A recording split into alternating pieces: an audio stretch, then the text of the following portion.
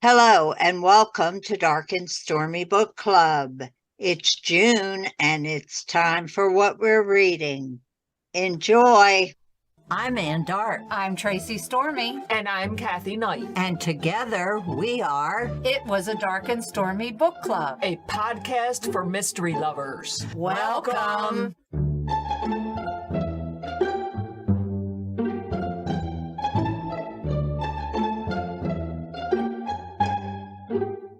If you enjoy our show, please consider contributing to the Dark and Stormy Patreon. By becoming a patron, you will help us create better and quality content. There are also benefits to becoming a patron, such as exclusive content and Dark and Stormy merchandise. Become a supporter at patreon.com/darkandstormybc. Check our website for the link. We appreciate any and all contributions. Thank you. Well, now that we're getting in the thick of summer, anybody Yes. got any big plans?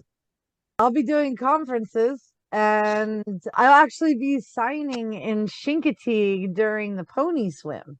Oh, nice. Lucky Yes, you. yes, very exciting stuff. They invited me to come down there, and then I think I'm going to be at a new Barnes and Noble in White Marsh. We know where that is. Yep, at the end of July. Well, we'll definitely join you Hey, down there. We'll go Yeah. down there and we'll have lunch after. Oh, there you go. Sounds There you good? go. Yeah, absolutely. Give us the date and we'll be there. I will do that. And I'm picking my kid up from college. So gonna be awesome. All of it. What about you guys? What are you up to this summer? Well, this weekend, since we're going into a long weekend, my husband and I are doing something we haven't done in a very long time. We're going tent camping. Oh, I'll let you know how that goes. yeah, when sounds we great. get back. If So I I can have- walk. Yeah, right. I once went tent camping and I did not really, well, it's the creature of Misty. So let's just put that out there. I put the air mattress into this little dome tent thing that I had and very excited. And I hooked it up to the air compressor and I walked away. And when I came back, there was about this much room between the top of the dome and the top of my mattress. I was like, well, you can't sleep in there. I had to take out the whole bottom layer and depress it. I was like, you just are such a mess. And I love every inch of myself. But I was like, wow, that would have been really comfortable. But no, not quite. So camping, I hope it's awesome. Well, we used to go all the time. My husband and I are officially empty nesters, at least for a little while, because my son just moved to Utah. So we're hoping towards the end of summer that we're going to go out there and see him. So I'm Aw. excited about that. That So would be wonderful. And And then you? there's me. Not going anywhere, not doing nothing. Okay. Hey, that can be a I'm wonderful just- summer too. I'm just chilling this summer. Yeah. My sister and I may take a day trip or two, but Well, that would be being fun. old lady widows. So I got you. all It'll right. be fun no matter what you choose to do. Yes, it will. Tracey, do you want to start with your book first? I can do that. Okay, I read a book called The Doomsday Mother, and unless you've lived in a cave or under a rock somewhere, you have definitely heard of Lori Vallow Daybell. John Glatt is a true crime writer. We had him on the show in November of 2019 to discuss the book, The Family Next Door. It was the book about the Turpin family and the Oh. horrendous things that those poor children were under their parents. It I was actually used to only live about 15 minutes from that because they were Really? they were in Sun City, California, and they actually used to work in Sun City. And when I saw it, on TV and stuff, I was like, whoa, you never know what's going on. It was horrendous. Don't that get I me always wrong, say it was that you absolutely never know horrendous. what's going on behind closed doors. We'll get to the new book, but I could not believe that the neighbors did not call Yeah. the police quicker. I mean, Yeah. these children are out playing at midnight in the mud. It doesn't I occur to just you that there might be something wrong here? yeah, that's not normal. Yeah. John did an amazing job with this book. It came out by St. Martin's True Crime in early last year. He always stays right on top of these true crime stories. At first, the residents of Kauai Beach Resort took little notice of their new neighbors. The glamorous blonde and her tall husband fit the image of a ritzy gated community. The couple seemed to keep to themselves until the police knocked on the door with a search warrant. Lori Vallow and Chad Daybell had fled to Hawaii in the midst of being investigated for the disappearance of Lori's children back in Idaho, Tylee and JJ, who hadn't been seen alive in 5 months. For years, Lori Vallow had been devoted to her children and her Mormon faith. Then her path crossed with Chad Daybell, a religious zealot who taught his followers how to prepare for the end of times. Their tumultuous relationship transformed her into someone unrecognizable. As authorities searched for Lori's children, they uncovered more suspicious deaths with links to both Lori and Chad, including the deaths of Lori's third and fourth husband, her brother, and Chad's wife in June of 2020. Some remains of JJ and Tylee were discovered on Chad's property, and the newlyweds were arrested, charged with murder, and the shocking developments. Horrifying statements revealed that the couple's fanatical beliefs had convinced them the children had become zombies, a belief that had led them to their deaths. Wow. I listened to this book. It was a British man reading the book. Oh, He had a beautiful voice, but you almost don't want a beautiful voice for such a horrible story. Yeah. I I want him understand. reading me like a bedtime story. Yes, yes. Don't tell me about where they found the children with your beautiful accents. Yeah. Now, we all know that she was convicted of 6 counts of murder. 6 Where did the counts. book stop? The book stopped when Chad was scheduled to go before the judge. So it did not cover the trial. That's why it Okay. was last year. They had been arrested because at first they were going to try them together, which I would have given anything to see that. But now, unfortunately, we have to live through his trial. It's because she would not waive the right to a speedy trial. She wanted her speedy trial. He waived his rights, so his trial's going to be next year. Yes. And- Apparently, his lawyers have sat in on every day of that trial preparing for their. I would think she's probably going to be testifying in his trial unless she pulls the "we're married and I'm not going to talk about him" thing. I don't know if they want her to, because Hmm. she did have that period where she was declared incompetent, so they can play that card as to why Yeah. they don't want her. That's a slippery slope, because John goes into that in the book about how even though some of this stuff seems just off the wall and the craziest stuff you ever heard, they said that she knew what she was doing. There was Mm. never a time that this woman wasn't in control, because everybody wants to think that Chad was the one that planted the seed. Once Right. that seed was planted, It's it all was her. go, go, go. And she pulled every string. She was the mastermind. Those But, kinds of things are always both fascinating to me and horrific. Like I Mhm. watched Netflix, the one with Alec Murdaugh. Oh, yeah. On the one hand, I'm watching it like, oh my word. But then they're talking to the girl who died, her mother, and I'm like, this is horrendous.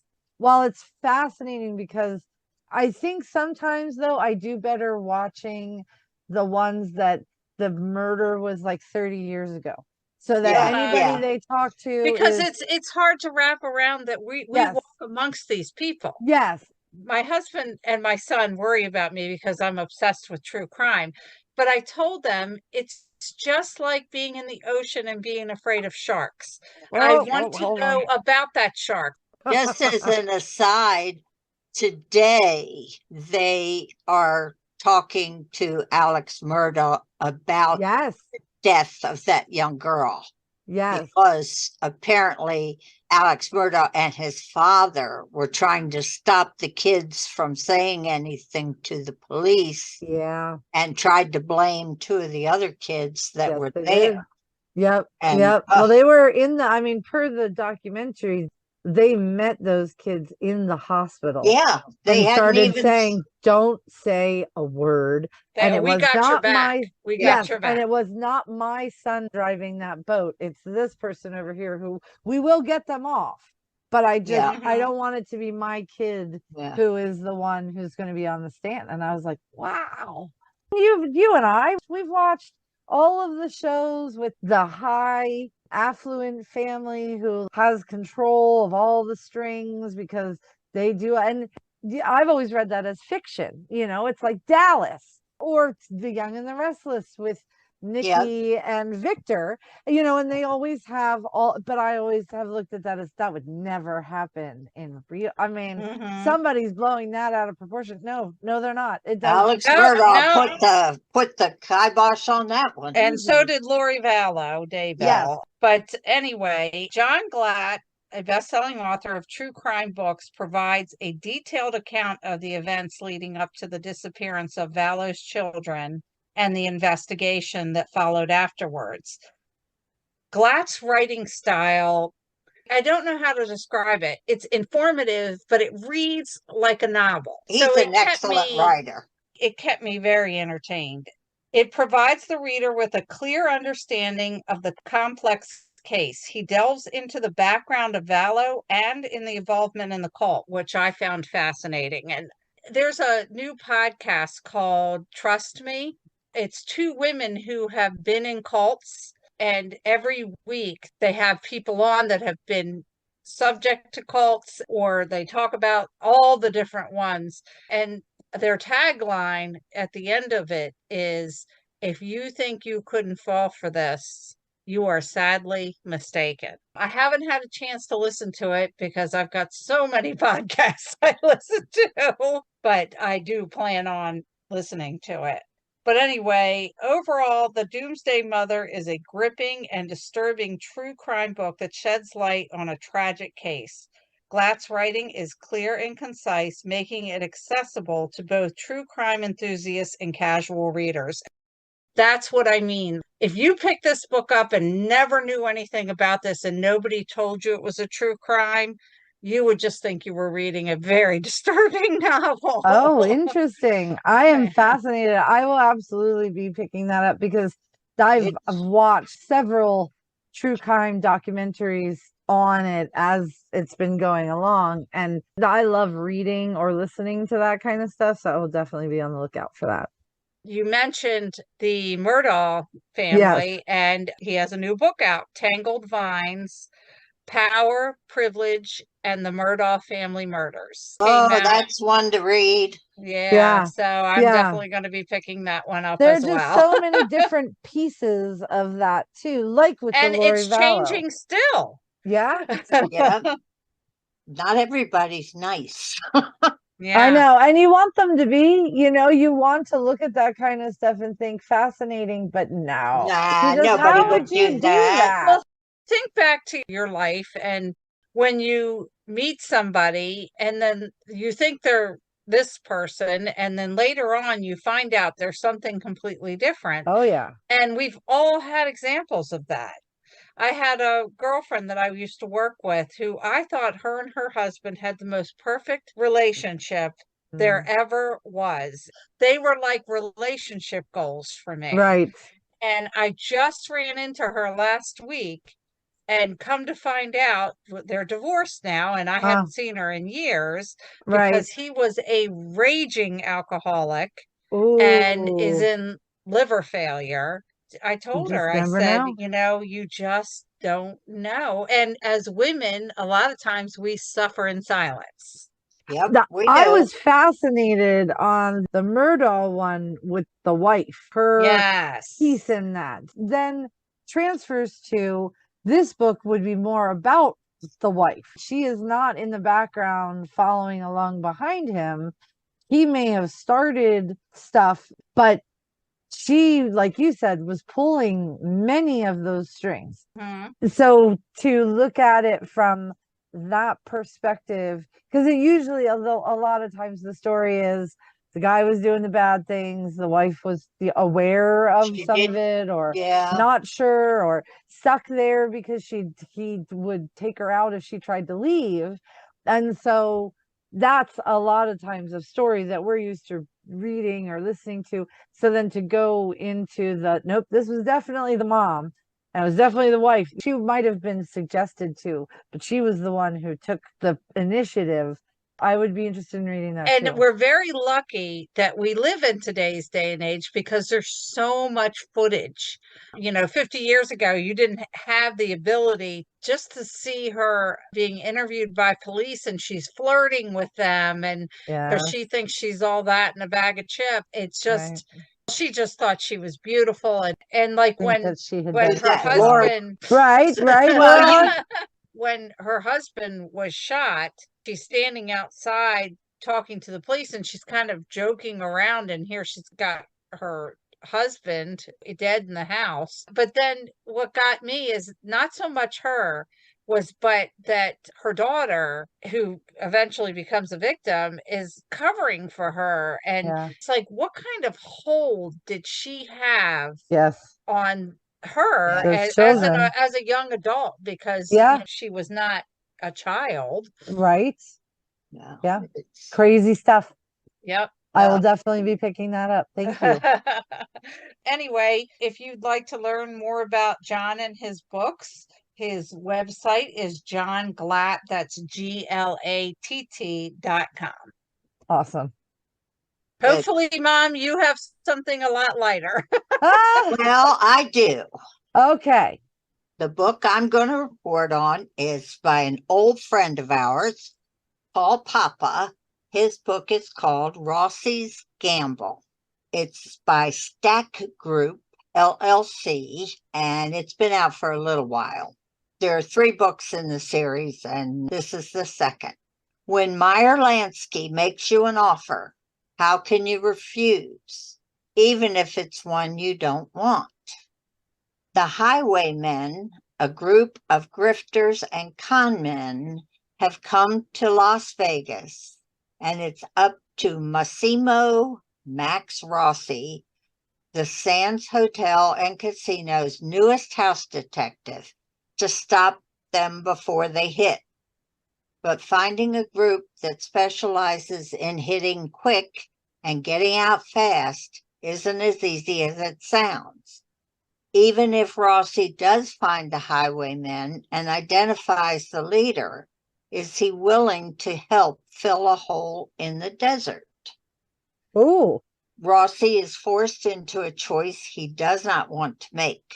Drawn into a world of sex and drugs, where every move could be his last, Rossi must navigate his way out before it's too late. He's got to find the head of the highwaymen, then decide how to stop them without sacrificing his own morals and convictions. If he can't, there might be 2 holes in the desert again. Oh, again. Yes. I love when people do copy like that. Yeah.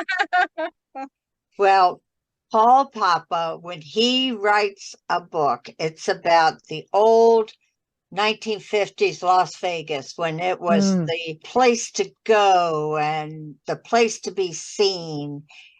As you read this book, you can hear the slot machines dinging in the background. I love it. And smell the smoke and hear the people yelling when the roulette wheel is. It puts you right there. That's fabulous. But and you can see the swing dresses and the Right. pearl. The men wore ties and hats and suits, and The the kitten women all had heels. their swing dresses Yep. or tight dresses. we got his first book, which was called Maximum Rossi, and that's how we met Max. I enjoyed the book, the characters, the storyline, and the location and the humor. I was laughing out loud at some parts of this. Oh, I love It it. is just so much fun. I will definitely be reading this because I absolutely love the first one. Yes. That's Max awesome. is a wonderful character.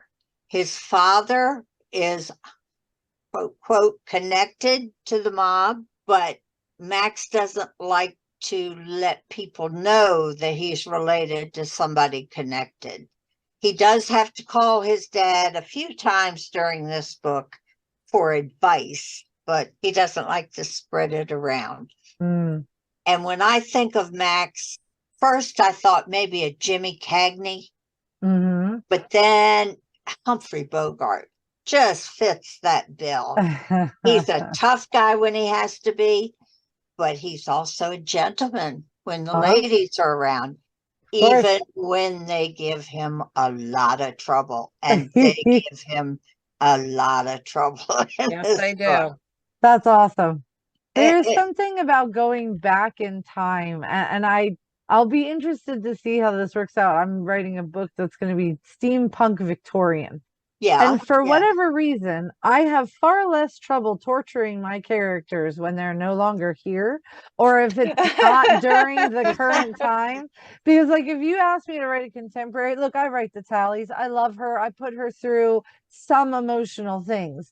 But when I do like an old school book, like the one that you're talking about, Anne, I would have no trouble putting the mafia in there and wiping people out and stuff. Maybe it's because there's so much going on in the world right now that I don't want to be mean to anybody. And like back in the day, I'm like, oh no, I'll be mean to Oh, you. That's yes. fine. Machine gun them down. What the heck? Right. You know, it's just funny. weird. I've never smoked a cigarette in my life, but this is the kind of book where you almost want to be smoking a cigarette. Well, as you read it, you can actually smell the cigarette smoke while you're reading it. I mean, it's See, but that's beautiful. I mean, if you can make your setting, I know not every author worries too much about setting, but I know that a lot of readers really feel like it's its own character.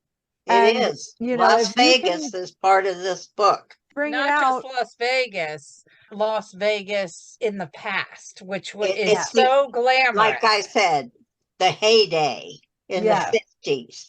yeah, but I just find that fascinating because if you're reading it and you're supposed to be reading it for the characters and stuff, but you are totally swept away by the setting, that is a whole other Oh. level of enjoyment of a book. Oh, yeah. Yeah, that's Well, awesome. Definitely. Paul is an amazing writer. I just loved it. He tells the story. It's all written in Max's viewpoint. Okay. So it's not Max did this, it's I did this. Oh, so it's first And- person. Yes, and Okay. it ended too quickly. That's Oh, one Yeah, complaint.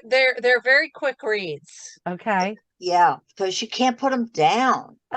This is This not a is- bad thing. No, it's not. Absolutely. This is the kind of book I wish would keep on going. I But- could almost see it as like a TV series. I Oh, it would be a definitely- wonderful series. Now, There you go. Paul was very kind and sent me the third book in this series. Oh, I haven't read it yet. I'm saving it. It's going to be like dessert after I read something really heavy because Right. I know Max isn't going to disappoint me. now you know what you're doing this summer. Yes, I'm well, one day of it I'll read it. Yeah, that's true. I'm saving it to savor it the There best you way. go. And, Good. and if Paul's listening to this, keep them coming. I really recommend this series. If I you love like it. noir, this is the series for you. Yes, Fabulous. definitely. Okay. And he has STA. a website. Yes, he does. It's paulpapa.com. Awesome. And Papa is Poppa, No, Poppa, PAPA. Papa. Oh, I'm glad I asked because I did everything but that one. He's just a good guy. It's one of my favorite interviews. Yeah, he sent us his first book and we just really enjoyed it. And when we were looking through the list of people to contact for year one. Yeah. Oh, I wonder what Paul's doing. So I sent him a note and he replied back and sent me the 2 books. And I thank him for that. And I hope there's a 4th. We tell our authors all the time, once they're on the show, they're part of the Dark and They're in the Stormy family. family. And to Absolutely. keep in touch, and we will always promote their latest book. There you go. All right. Or you can be me and just crash the party. Crash away, Miss. Crash away. They're like, we love your books. I'm like, okay, well, I'm coming in. Dominion is happening. I love it. All right. So, Misty, you want to talk a little bit about, you don't have to talk about the books, but could you tell what the contest is? And Sure. It's through Kiss of Death, which is a Romance Writers of America chapter, and it is called the Daphne DeMar. They have different categories. I think there's long contemporary, short contemporary. There used to be historical. One can be paranormal, and they do mainstream. And it's a 2-prong contest. It's published books and unpublished books. And I did both sides. The unpublished, it's like the first 20 pages or something like that, 15 maybe. And there were a couple that I was like, oh, you better write this. I wrote it down and I'm like, I will be looking for you in the next coming months. And this book better happen. But the published books, they expect less commenting on because they're already published. So, even if I said, ooh, there was this really ugly comma mess over on page 36, it's not like they can really change it. So it's more like, is the story done well? Does it make sense? Does the setting pull you in? Is it something that at the end, the last question is an amazing read, a wonderful read, a good read, parts are well done, and then maybe not. I don't remember what the last one is because I've never used it. It's interesting to see what different people feel is a mystery. There was one that was definitely like an international spy story, but it was also werewolves. And I was like, oh, all right, werewolves. okay, that's a little different. Yeah, there was one, it was a person who had split personalities, and they all did not know what the other one was doing, but they could talk to each other in the mirror. That sounds interesting. Yes, yes. There was more of a gothic one, which I've heard that gothic mysteries are coming back into circulation. Oh, good. Good, good. I love a good gothic. So there's a Discord called the Killer Caseload, and there are several of us in there, and we're going to do a book club with gothic mystery for you guys. So keep your ears out, readers. I'm looking forward to it. We will be we're all going to read a different book, and we're all going to comment on them. Now, nice. When you say this is a contest and you have to read the books, is it a large amount of people that enter this contest? Oh, yes.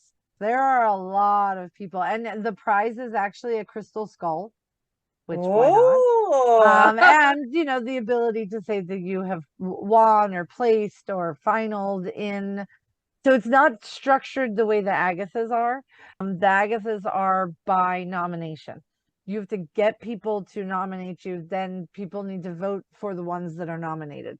This is set up where whoever wants to can send in their book. Each judge is given usually between 4 and 5 published books. And then we rate them in 20 different categories. You rate 0 to 5. So then they put all the scores together, and whoever wins is the one who got the highest scores across the board. That's an interesting way to do it. Wow, yeah. I kind of like that better than some of the ones where people just vote for their friends. See, and that can be difficult too, because for somebody who's not very well known, like I've never even been nominated as far as I know, but I write good books. Yes, you do. She does. For the Agatha, and I believe for the Anthony also, I haven't looked into a bunch of other ones, but it is a nomination process. So out of those books, the winner is the best of those books. There's nothing wrong with that. I appreciate that kind of contest, but I do like the kind of contest too that is the best of the entire crop of books. Yeah. And Yeah. so Yeah. Well, if Yeah. anybody's interested, I assume that it's over for this year, yes. correct? Yep. So for next year, how would Yes. they get in touch? So it's RWA KISS KISS of death DEATH.org. Oh, okay. Well, Misty, when that time comes, you can announce the winner on this show. Oh, there you go. That would make me laugh. Yeah, There you absolutely. go. And if any of them are the books that I read, I'll let you know. Yeah, definitely. give us That's our fine. opinion. Yes. All right. Yeah. It's been running for years. I actually used to help run it since This might be your peer review. Yes. Very I will cool. report back. Okay. All right. Well, that gives our listeners 2 books to check out, very different books. And we need a favor from our listeners. We are looking for short stories to possibly be read on the show. So definitely submit them to our email at darkandstormybookclub@gmail.com. Yes. And 'Cause, please make sure you put story submission in the title so I don't stick it in the wrong folder and it gets lost. Not that I've ever done Oh, that. of course not. Of course not.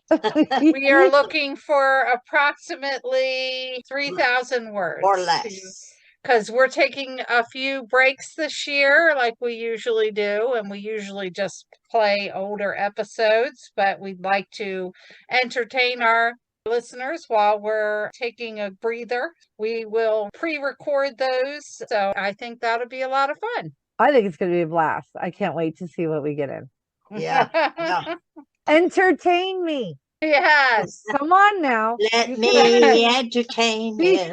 well, Anne, you can entertain me too, but I would like to I read do it my also. striptease. Oh, well, Oh my maybe we need to goodness. behave. This is a then. family show. I need to go ahead and put the apron on your mother the next time that you're Yeah, over yeah. there. I'd have to Yep. blur the screen. Yeah. Like, why is there a black bar there? Yeah, well, not okay. How come Anne's screen is shorter than everybody else's? Well, we're not going to talk about that either. Oh, I adore you. This is just so much fun. It really is. I wanted to make sure to tell you how much I love doing this with you guys. Well, that's great because we love doing it with you. Good. Trivia. Last week's question was, which mystery author had a stained glass window installed in her memory at Shrewsbury Abbey? A. Edith Pargeter or Ellis Peters. B. Agatha Christie. C. Josephine Tay. Or D. Emily Dickinson. The answer is A. Edith Pargeter or Ellis Peters. She passed away from a stroke at the age of 82. On September 14th, 1997, a new stained glass window depicting Saint Benedict was installed in Shrewsbury Abbey and was dedicated to the memory of Edith Pargeter, with funds raised by donations from admirers of the author. This week's question is, we all know and love Angela Lansbury as Jessica Fletcher in the series Murder, She Wrote. Her agent at the time advised her to accept a role in a sitcom instead of this series, but she wisely chose this instead. Who was the other actor producers had chosen for this part? A. B. Arthur. B. Victoria Principal. C. Jean Stapleton. Or D. Goldie Hawn. Tune in next week for the answer. So, we thank you for listening to us ramble, and we hope you join us next week. And remember, Life would be boring without a little mystery. Bye. Bye. One of these times I'm going to perfect it. And it's I think not that gonna was be pretty today. good.